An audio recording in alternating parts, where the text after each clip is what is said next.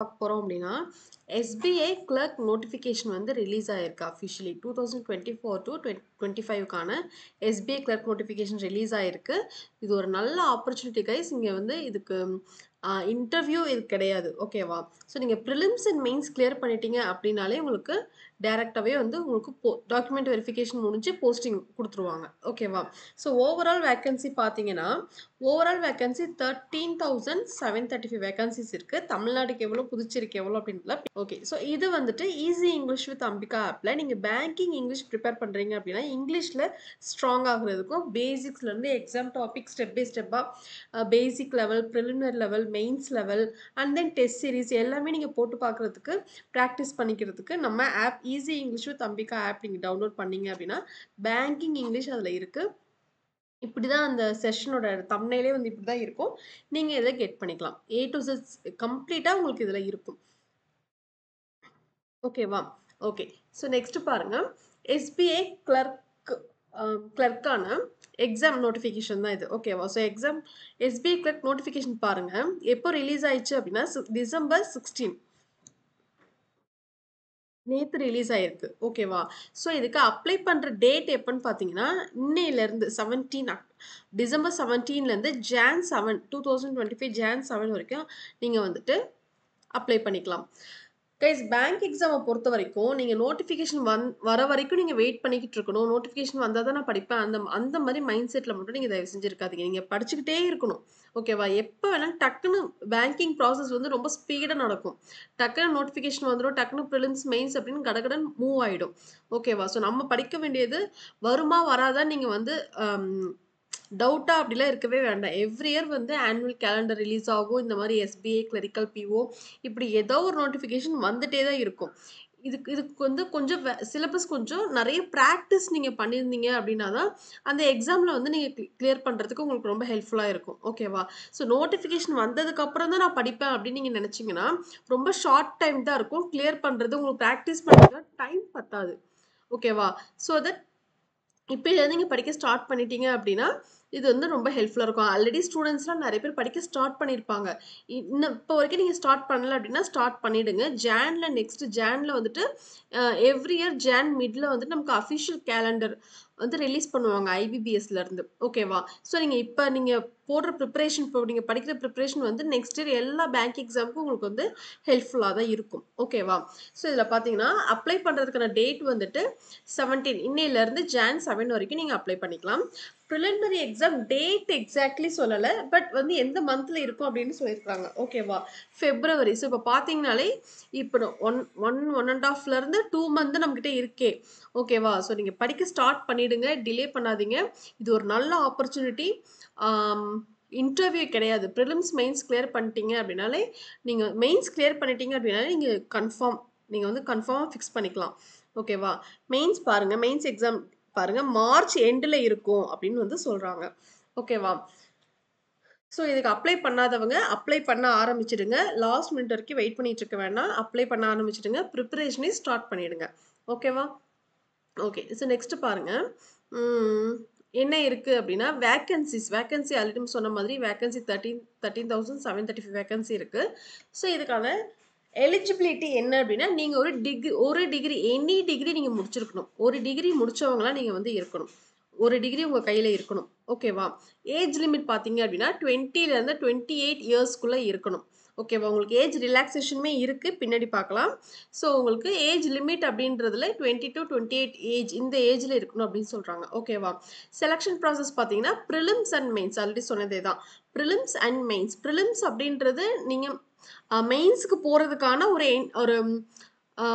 ஒரு டெஸ்ட் தான் அது, ஓகேவா? அதில் நீங்கள் ஒரு என்ட்ரி டெஸ்ட் மாதிரி நீங்கள் அதில் பாஸ் பண்ணிட்டீங்க அப்படின்னா அது வந்து மெயின்ஸுக்கு, அதை வந்து மெயின்ஸு நீங்கள் கிளியர் பண்ணீங்க அப்படின்னா தான் இதை வச்சு தான் என்ன பண்ணுவாங்க, உங்களுக்கு ஜாப் அலோகேட் பண்ணுறது இதில் இருந்து தான். ஸோ ப்ரிலிம்ஸும் நீங்கள் கிளியர் பண்ணணும், மெயின்ஸும் கிளியர் பண்ணணும். ப்ரிலிம்ஸ் வந்து மெயின்ஸ் போகிறதுக்காக, மெயின்ஸ் கிளியர் பண்ணால் தான் ஜாப், ஓகேவா? ஓகே. நெக்ஸ்ட் பாருங்க, வேக்கன்சி வந்து தமிழ்நாட்டுக்கு எத்தனை வேக்கன்சி இருக்குது அப்படின்னா 336 வேக்கன்சி இருக்குது. புதுச்சேரிக்கு 4 வேக்கன்சி இருக்குது. நீங்க கம்மியா இருக்க மாரி நீங்க ஃபீல் பண்ணாதீங்க. நமக்கு தேவை ஒரு ஜாப். ஓகேவா? நம்ம இது வந்து ரொம்ப ஈஸி. அதாவது பேங்க் எக்ஸாம்லயே ரொம்ப ஈசியஸ்ட் ஜாப் அப்டின்னா, இந்த எஸ்பிஐ கிளரிக்கல். சேலரியுமே உங்களுக்கு நல்ல பேக்கேஜ் இருக்கும். 40 பிளஸ் அரவுண்ட் நீங்க வந்து எக்ஸ்பெக்ட் பண்ணலாம். ஓகேவா? நீங்க அம் காம்படிஷன் ஓரளவு இருக்கும். பட் ஆனா அப்ளை பண்ணிடுங்க. அப்ளை பண்ணாம விட்றாதீங்க. ஓகேவா? ஒரு அட்லீஸ்ட் நீங்க இதுலருந்து ஒரு எக்ஸ்பீரியன்ஸாவது கெட் பண்ணிக்கோங்க. இதுவரைக்கும் நீங்க படிக்க ஸ்டார்ட் பண்ணல. இப்ப தான் நீங்க ஸ்டார்ட் பண்றீங்க அப்டின்னா, இந்த எக்ஸாம் கண்டிப்பா உங்களுக்கு எக்ஸ்பீரியன்ஸா இருக்கும். ஆல்ரெடி வந்து நெறைய படிக்க ஸ்டார்ட் பண்ணிட்டீங்க. அம் நெறைய ஒரு 70% 80% கவர் பண்ணியாச்சு. இன்னும் கொஞ்சம் தான் இருக்கு அப்டிங்கிறவங்க இந்த இந்த பீரியட யூஸ் பண்ணிக்கோங்க. ஓகேவா? ஸோ தமிழ்நாடுக்கு நமக்கு 336 வேக்கன்சி இருக்கு. புதுச்சேரிக்கு 4 தான் இருக்கு. நீங்க பெட்டர் தமிழ்நாடுக்கே நீங்க அப்ளை பண்றது பெட்டர். ஓகேவா? ஓகே. ஸோ இதுக்கான ஏஜ் எலிஜிபிலிட்டி பார்த்தீங்க அப்டின்னா, ஆல்ரெடி சொன்னதே தான் 20 டூ 28 இயர்ஸ் வரைக்கும் இருக்கணும். ஓகேவா? ஸோ அந்த டேட்ல பார்த்தீங்கன்னா, 22/4/1996க்கு முன்னாடி நீங்க பொறந்திருக்க கூடாது. அண்ட் ஆல்சோ 1/4/2004க்கு அப்புறமும் நீங்க பொறந்திருக்க கூடாது. ஓகேவா? ஸோ இந்த இயர் அண்ட் இந்த டேட்ஸ்க்குள்ள நீங்க பொறந்தவங்களா இருக்கணும். ஓகேவா? ஏஜ் ரிலாக்சேஷன் இருக்கு. ஏஜ் ரிலாக்சேஷனும் பார்க்கலாம். இன்கேஸ் நான் 95ல பொறந்திருந்தா என்ன பண்றது? 94, 93, 2005, 2006ல நான் பார்ன் ஆயிருக்கேன் அப்டின்னா என்ன பண்றது அப்டின்னா, உங்களுக்கு ஏஜ் ரிலாக்சேஷன் இருக்கு. அதுலயுமே எந்தெந்த கேட்டகரிக்கு பார்த்தீங்கன்னா, எஸ்சி அண்ட் எஸ்டிக்கு ஆம் 5 இயர்ஸ் ஏஜ் ரிலாக்சேஷன் இருக்கு. ஸோ நீங்க 33 இயர்ஸ் வரைக்கும் நீங்க எழுதலாம். ஓகேவா? ஓபிசி கேண்டிடேட்டா இருக்கீங்க அப்படின்னா 31 வரைக்கும் எழுதலாம். 3 இயர்ஸ் உங்களுக்கு ஏஜ் ரிலாக்சேஷன் இருக்கு. நெக்ஸ்ட் பிடபிள்யூடி கேண்டிடேட் ஜென்ரலா இருக்கீங்க அப்படின்னா 38 வரைக்கும் இருக்கு. உங்களுக்கு 10 இயர்ஸ் ரிலாக்சேஷன் இருக்கு. பிடபிள்யூடில எஸ்சி, எஸ்டியா இருக்கீங்க அப்படின்னா 15 இயர்ஸ் வந்து உங்களுக்கு ஏஜ் ரிலாக்சேஷன் இருக்கு. நீங்க என்ன கேட்டகரியோ அதுக்கு தகுந்த மாதிரி அந்த ஏஜ் ரிலாக்சேஷன் வந்து உங்களுக்கு சேஞ்ச் ஆகும். இத நீங்க செக் பண்ணிக்கோங்க. ஓகேவா? ஸோ இந்த டேட்ஸ்ல நீங்க பொறந்திருந்தாலும் உங்களுக்கு ஏஜ் ரிலாக்சேஷன் இருக்கு. ஓகேவா? இதுக்கு அப்புறம் பொறந்திருந்தா கண்டிப்பா வராது. இதுக்கு ஏர்லியரா நீங்க பார்ன் ஆயிருக்கீங்க அப்டின்னா, உங்களுக்கு வந்து ஏஜ் ரிலாக்சேஷன் இருக்கு. எஜுகேஷன் குவாலிஃபிகேஷன் பார்த்தீங்க அப்டின்னா, இந்த டேட்குள்ள டிசம்பர் 31 இந்த இயர் டிசம்பர் 31க்குள்ள நீங்க கிராஜுவேஷன் முடிச்சு அதுக்கான சர்டிஃபிகேட் வந்து உங்க கையில இருக்கணும். நீங்க படிச்சுட்டு இருக்கீங்க அப்டின்னாலும், சர்டிஃபிகேட் வந்து இந்த டேட்குள்ள உங்க கையில இருக்கிற மாரி நீங்க பார்த்துக்கோங்க. ஓகேவா? இந்த டேட்குள்ள நீங்க வந்து டிகிரி வந்து கம்ப்ளீட் பண்ணியிருக்கணும். Any degree, any discipline, any degree வந்து உங்க உங்க கையில இருக்கணும். ஓகேவா? நெக்ஸ்ட் வந்து செலக்ஷன் ப்ராசஸ் பார்த்தீங்கன்னா, பிரிலிம்ஸ், மெயின்ஸ் ஆல்ரெடி சொன்னதே தான். பிரிலிம்ஸ்ல உங்களுக்கு 100 கொஸ்டின்ஸ் வரும். மெயின்ஸ்ல 200 கொஸ்டின்ஸ் வரும். ஈச் கொஸ்டின் கேரிஸ் இதுல வந்துட்டு பிரிலிம்ஸ்ல each question carries 1 mark 16 minutes. இங்க உங்களுக்கு கிளியரா இருக்கும். ஓகேவா? பிரிலிம்ஸ்ல பார்த்தீங்கன்னா, இங்கிலீஷ் இருக்கும். சப்ஜெக்ட் பாருங்க. English, aptitude, reasoning. English, aptitude, reasoning. Number of questions பார்த்தீங்கன்னா, இங்கிலீஷ்ல 30 கொஸ்டின்ஸ் இருக்கும். ஆப்டில 35 கொஸ்டின்ஸ்.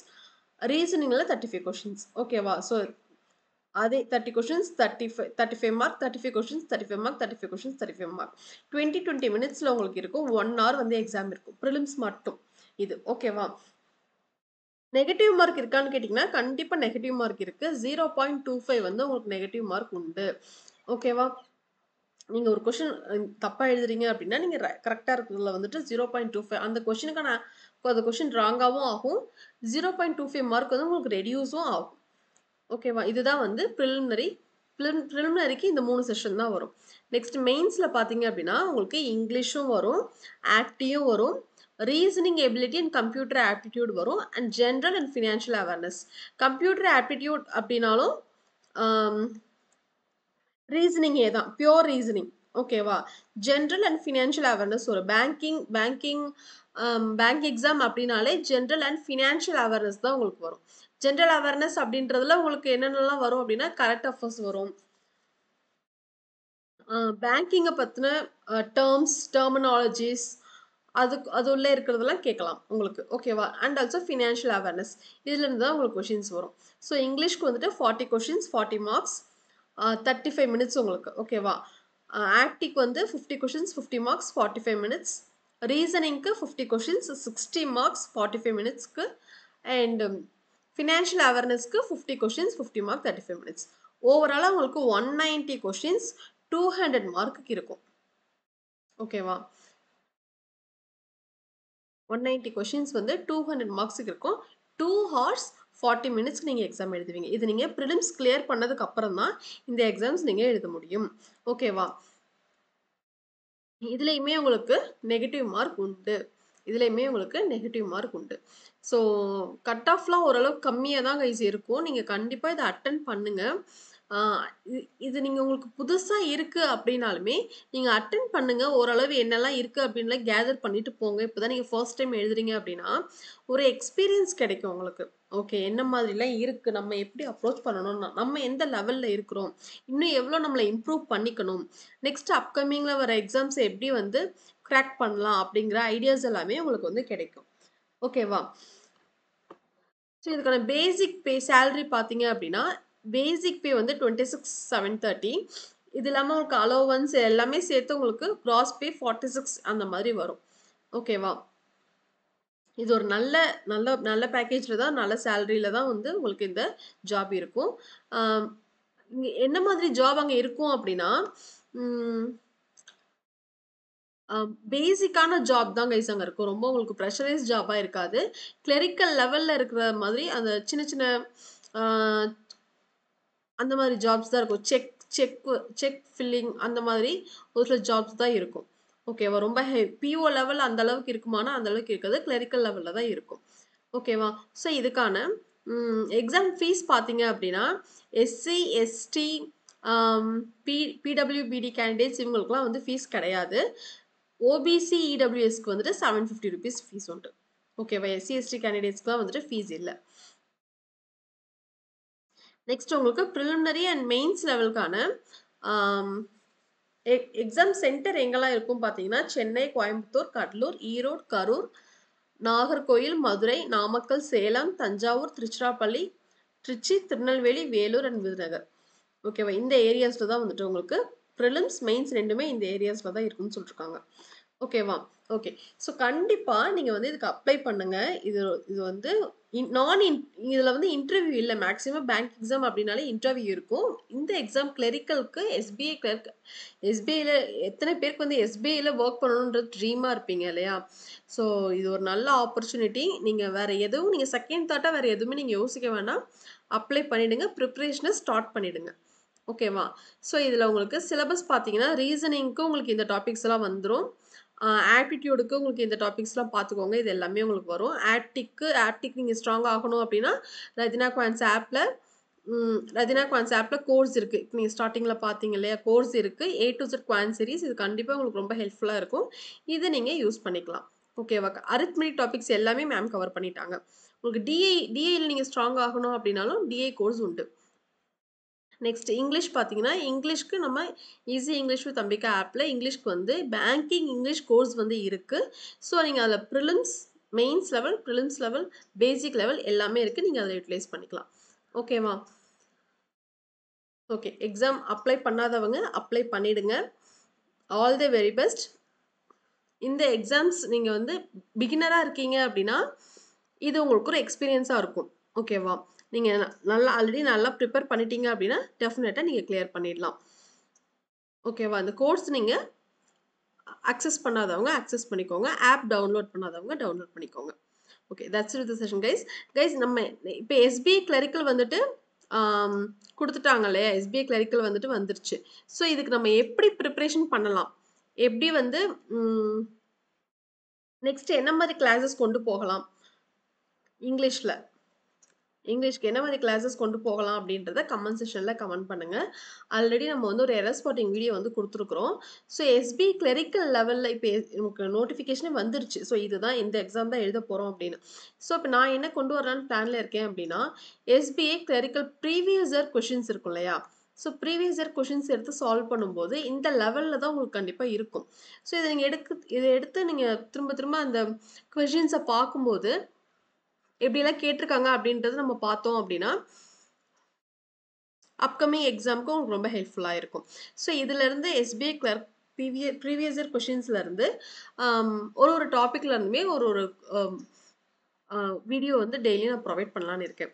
ஸோ நீங்கள் என்ன ஐடியாவில் இருக்கீங்க அப்படின்றத கமெண்ட் செஷனில் கமெண்ட் பண்ணுங்கள். So that's it with the session guys. Next செஷனில் பார்க்கலாம். தேங்க்யூ.